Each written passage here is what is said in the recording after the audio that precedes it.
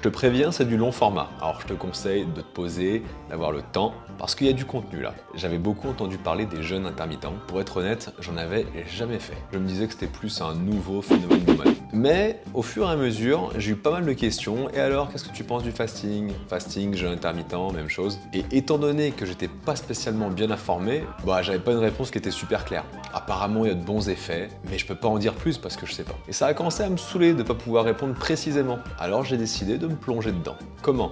En menant de front des lectures et en plus bien sûr en testant sur moi. Ça m'a pris du temps et là ce que je te livre ici, c'est un peu le résultat de tout ça. Un point qui est extrêmement important pour moi, c'est que oui, je vais te parler du jeûne, mais en fait je vais l'englober avec deux autres facteurs extrêmement importants, le sommeil et l'activité physique. Ces trois pôles vont vraiment cadrer ton rythme circadien. Tout est interdépendant. Me concentrer uniquement sur le jeûne, ça reviendrait en fait à te parler de cuisine en t'indiquant les ingrédients et en te laissant te débrouiller avec les mélanges et les temps de cuisson. Ça va pas ressembler à grand chose. Voilà, laissons place au rythme circadien. Petite précision, tout ce que je vais te sortir ici, c'est sourcé par rapport à un livre que j'ai lu qui s'appelle The Circadian Code de Sachin Panda. Non, pas celui-là. Et j'ai vérifié qui était ce gars-là, c'est une sacrée pointure. Donc commençons par définir les termes. Qu'est-ce que c'est que le rythme circadien? C'est une horloge interne qui interagit avec la lumière du jour, la nourriture, ton activité physique, pour réguler notre rythme, activité, sommeil pendant toute une journée. Petit flashback. Tout a commencé avec la découverte du feu. On peut cuire les aliments, on peut se protéger, mais surtout, le feu, avant tout, c'est de la lumière.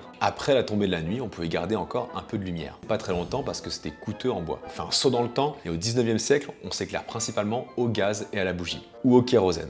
Mais ce dernier est extrêmement cher. Du coup, seuls les plus riches y ont accès, tout comme l'électricité qui arrivera par la suite. Le réseau électrique s'est largement développé, démocratisé, donc une grande partie de l'humanité, heureusement ou malheureusement, tu verras, a accès à l'électricité. Tu l'as donc compris, avec l'électricité, on a la lumière quand on veut. Et en plus, avec la télévision et les écrans, on reçoit aussi une source de lumière, et ça, on peut le faire 24 heures sur 24 sans problème. Et c'est justement à partir de là qu'on peut voir un basculement de nos rythmes circadiens et comme par hasard, l'apparition de beaucoup de maladies chroniques, cancer, diabète, Alzheimer, etc. Après cette introduction un peu longue, on arrive sur notre première partie, la lumière et le sommeil. Et on commence avec la mélanopsine. C'est une protéine qui est contenue dans nos yeux et qui est sensible à la luminosité. En gros, c'est grâce à elle que tu perçois s'il fait jour ou pas. Quand il fait jour, la mélanopsine va activer des gènes en mode on. Il va continuer à faire ça longtemps, lui? Jour. Nuit. Jour. Et ces gènes-là sont en relation directe avec le système nerveux central, qui, comme son nom l'indique, régit une grande partie du corps humain. Donc dès les premières lueurs de lumière blanche qui entrent dans nos yeux, ça active la mélanopsine. Le cerveau comprend que le matin arrive, hop, il faut se mettre en mouvement. Je pense que tu le sais déjà, mais la lumière blanche contient toutes les couleurs de l'arc-en-ciel, et notamment une couleur extrêmement importante ici, la couleur bleue. Principalement la couleur qui est émise par tous nos écrans. Quand tu es face à un écran, la lumière bleue se projette dans tes yeux, la mélanopsine réagit, et donc ton cerveau reste éveillé. Le cerveau croit qu'il fait jour, et donc il ne va pas créer de mélatonine, une hormone créée par la glande pinéale, ralentit le rythme cardiaque et commence à abaisser la température corporelle pour favoriser un endormissement et un sommeil de qualité. Donc là, on peut cibler un premier problème. Qu'est-ce qui se passe entre 20h et minuit? Dans la plupart des cas, les lumières sont allumées, on peut voir la télévision, on peut être devant un écran, tablette, téléphone, ordinateur, et donc le sommeil est repoussé. Il n'est pas impossible que tu aies une petite faim qui se déclare. Manger une glace, manger du chocolat, pourquoi pas un verre de vin, un soda, quand tu vas avaler autre chose que de l'eau. C'est ici que s'entremêle le thème du sommeil et de la nourriture. Une fois que ton dîner est terminé et que tu décides de remanger quelque chose, l'information que tu envoies en bas, c'est « je continue à envoyer quelque chose à manger, donc il faut continuer à envoyer de l'insuline ». Dans le même temps, à cette heure-là, le corps sent qu'il commence à être fatigué, il va commencer à produire tranquillement la mélatonine. Et je dis tranquillement parce qu'avec tous les écrans, il n'en produit pas une grosse dose. Le problème, c'est que les actions de ces deux hormones vont interférer. L'insuline veut faire rentrer le sucre dans le foie et les muscles. La mélatonine, elle veut endormir le corps et elle rend donc les organes moins réceptifs à l'insuline. Du coup, si le sucre n'est pas absorbé par les différents organes, où est-ce qu'il est? Dans la circulation sanguine. Si c'est de temps à autre, une fois ou deux, c'est pas grave. Le problème, c'est quand c'est répété jour après jour, semaine après semaine, année après année. Au bout d'un moment, le sucre est stocké sous forme de graisse et quand il y a encore plus de sucre, vers quoi on se dirige?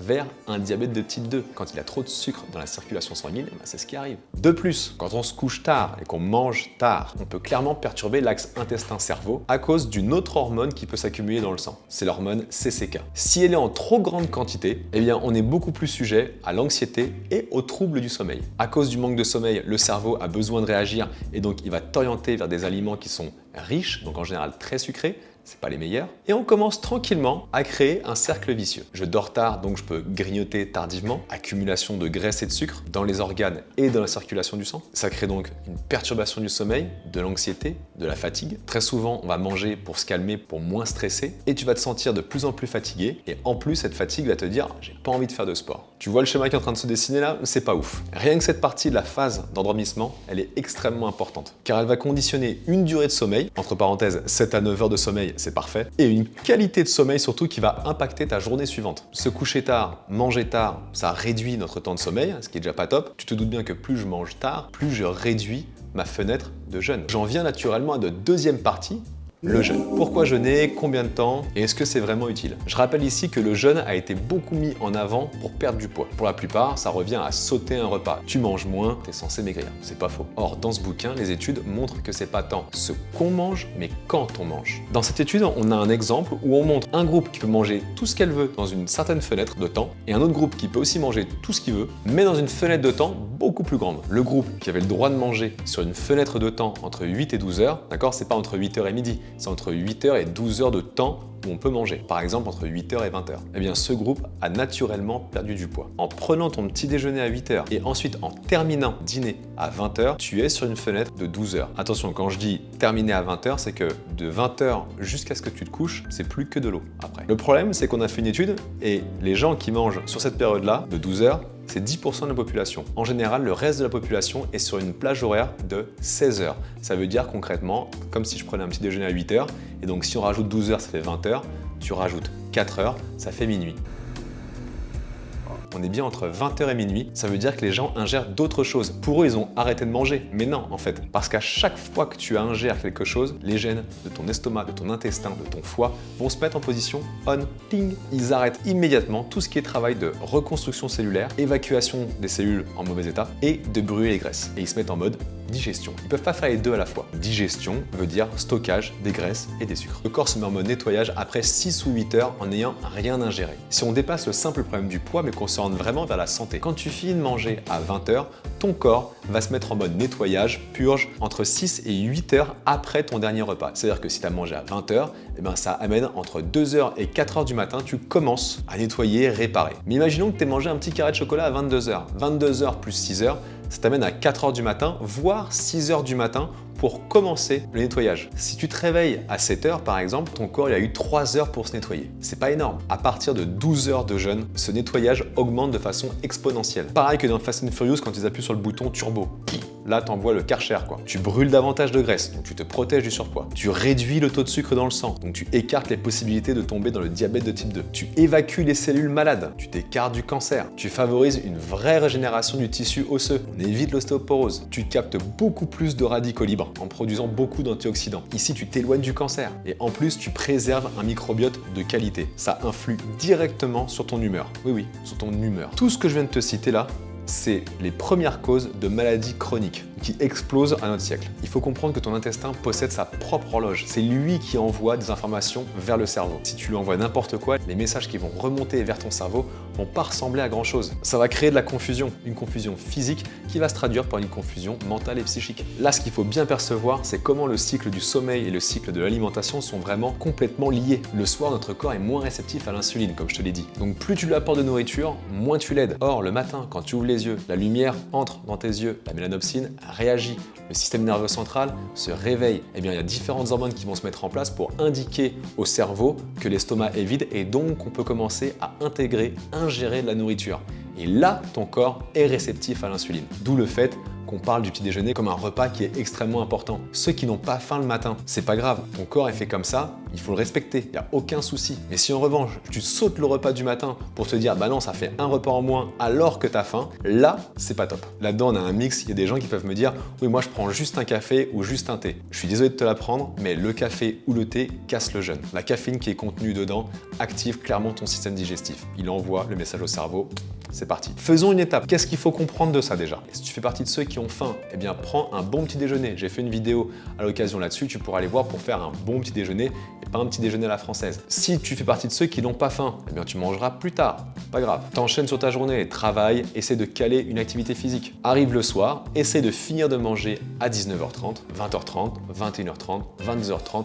Tu as déjà 3 heures avant en général d'aller dormir, ce qui fait que tu mets dans les meilleures conditions pour avoir un sommeil de qualité. Pendant cette soirée, abaisse les lumières. Je te conseille d'avoir des lumières par exemple qui sont plutôt tamisées, jaunes, orangées, pour diminuer toutes les lumières bleues qui pourraient toucher ta rétine. Tous les écrans maintenant sont capables de se mettre en mode nuit. En faisant ça, tu prépares ton sommeil qui va conditionner ta journée d'après. Et si tu te couches à 23h30, ça veut dire que là tu as tout éteint, tu as les yeux ils sont fermés et tu te lèves à 7h, et bien tu es déjà sur une nuit de 7h30. Tu prends ton petit déjeuner à 7h30, et bien finir de manger à 19h30 et prendre son petit déjeuner à 7h30, tu as créé une fenêtre de 12 heures de jeûne. Déjà, rien qu'avec ça, tu favorises un rythme circadien fort, puissant. Tu synchronises les horloges internes du cerveau et du système digestif. Personnellement, je trouve que la fenêtre de 12 heures, elle n'est pas très compliquée à suivre. J'ai essayé 14 heures et 16 heures. Honnêtement, 16 heures, je peux comprendre que c'est plus complexe, surtout en fonction des différents types de vie. Depuis que je fais ça, je me couche naturellement à 23h et je me réveille naturellement vers 6h, 6h30, sans aucune alarme. Je tiens à rassurer tout sportif qui pourrait se dire « Ouais, mais si je fais ça, je vais perdre de la masse musculaire ». C'est quelque chose qui m'a vraiment fait flipper aussi. Bon, premièrement, j'ai rien perdu, c'est ma physiologie. Peut-être que c'est un peu différent chez les autres. Mais si on regarde encore une fois les études scientifiques qui ont été faites à ce sujet, le jeûne permet de brûler beaucoup plus de cellules graisseuses, mais surtout de reconstruire un maximum de cellules musculaires qui étaient abîmées. Et pour un sportif, c'est hyper intéressant. Et je vais même aller un peu plus loin. Si ta diète de sportif est bien respectée pendant la fenêtre où tu peux manger, tu peux même avoir des gains musculaires. Pour ma part, ça a été un vrai déclic. Dès que je fais un jeûne de cette façon-là, je suis en train de réparer un paquet de trucs en moi. Tu peux rater 2 jours de fasting ou de jeûne. Passer 3 jours, en fait, c'est trop aléatoire et il compare presque ça à quelqu'un qui travaille, c'est un peu de jour et de nuit, qui alterne tout ça. Tu dérègles en fait régulièrement. Le but, c'est vraiment d'ancrer ça dans tes habitudes. Je mets une limite tout de suite. Le but, c'est de pas devenir complètement fou. Je suis vraiment partisan de faire un peu, c'est mieux que de rien faire du tout. Donc autant commencer, voir les effets qui se passent chez toi, voir comment tu gères tes fenêtres où tu peux manger. C'est exactement ce que j'ai fait. Ça m'a pris du temps et des fois c'était dur parce que je n'étais pas calé. Et une fois que ça commence à se caler, bah, tu vas voir que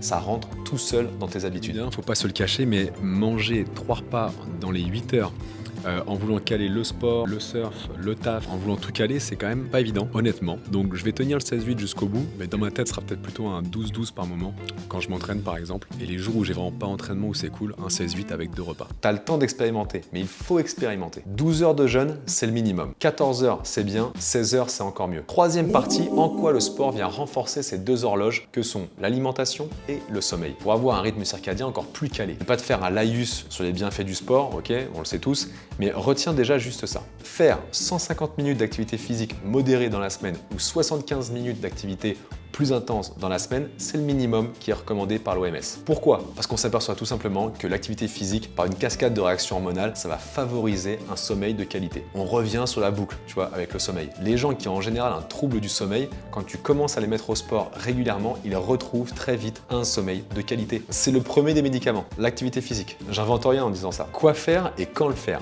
Déjà le matin, le corps, il se réveille et ce qui est parfait, c'est par exemple de faire quelque chose de cool. Marcher, courir léger, une nage à la cool. Est-ce que tu peux le faire à jeun? Bien entendu, si l'intensité est tranquille, aucun problème. C'est même mieux, tu vas brûler plus de graisse. Après, moi je connais des gens qui dès le matin, ils vont au taquet à fond, ils se connaissent, pas de problème. Je le répète, j'apporte ici juste des orientations, mais écoute ton corps avant tout. Et après, on s'aperçoit que les muscles sont beaucoup plus réceptifs en milieu d'après-midi pour commencer à envoyer des séances plus complexes. C'est le bon timing pour essayer de repousser tes limites. Et donc, comme j'ai déjà dit, l'activité physique libère par exemple des endorphines.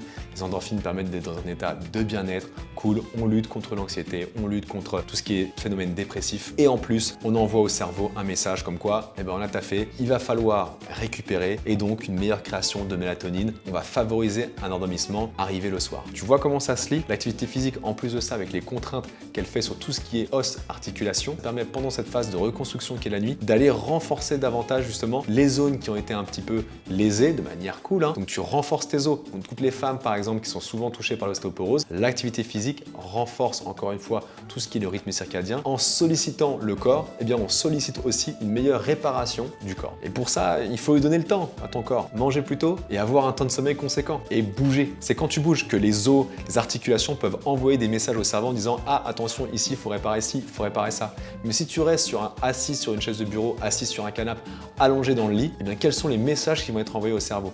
Aucun. Il n'y a aucune contrainte physique. Dès que tu as l'occasion, bouge. Et en plus, tu peux le faire dehors, c'est parfait parce que la lumière du jour est extrêmement importante. Plus tu prends de lumière naturelle du jour, meilleur c'est. C'est pour ça qu'une petite marche en extérieur, c'est parfait pour capter cette lumière. Parce que l'homme moderne, il se réveille dans sa maison, avec un toit, il prend sa voiture ou les transports, il y a un toit, il arrive au bureau, il y a un toit, il reprend sa voiture ou les transports, et ensuite il arrive chez lui. Il fait nuit dehors, mais il a toutes les lumières allumées. Parce qu'à ce moment-là, tu perçois que pour le cerveau, c'est assez complexe de savoir, il fait jour, il fait nuit, c'est de la vraie lumière, je suis fatigué, je suis pas fatigué, tu vois, c'est un peu le bordel quand même. Il faut environ 2 semaines pour faire rentrer ça dans une routine. C'est au bout de 6 semaines que tu as intégré tout ça, ça rentre dans des habitudes, et entre 6 et 12 semaines, les résultats commencent à se faire ressentir. Et là, c'est cool. Si tu n'as jamais entendu parler de l'épigénétique, j'ai fait une vidéo là-dessus, on est en plein dedans. Tu es en train de restructurer l'expression de certains gènes. Juste ça. Je sais pas si tu te rends compte, tu restructures. Enfin, moi, ça me fait halluciner. En synchronisant toutes les horloges, le cerveau, tout ce qui se passe au niveau du ventre, au niveau des muscles, tu boostes ton organisme et tu lui permets de reconstruire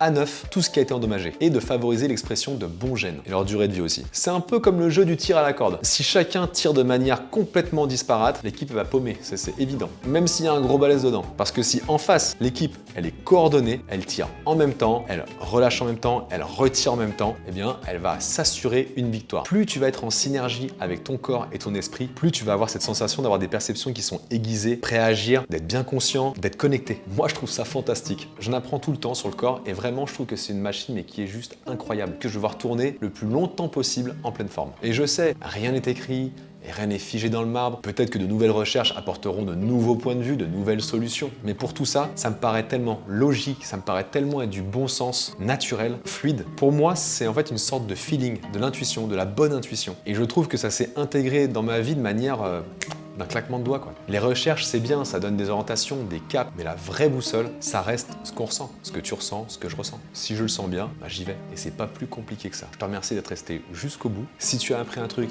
n'hésite pas à mettre un like ou un commentaire. Ça me permet juste de savoir si la vidéo, elle a du répondant. Tu peux aussi t'abonner si tu es en mode super chaud. Et je te souhaite le meilleur, de sourire le maximum, de vivre en cohérence. À bientôt, ciao.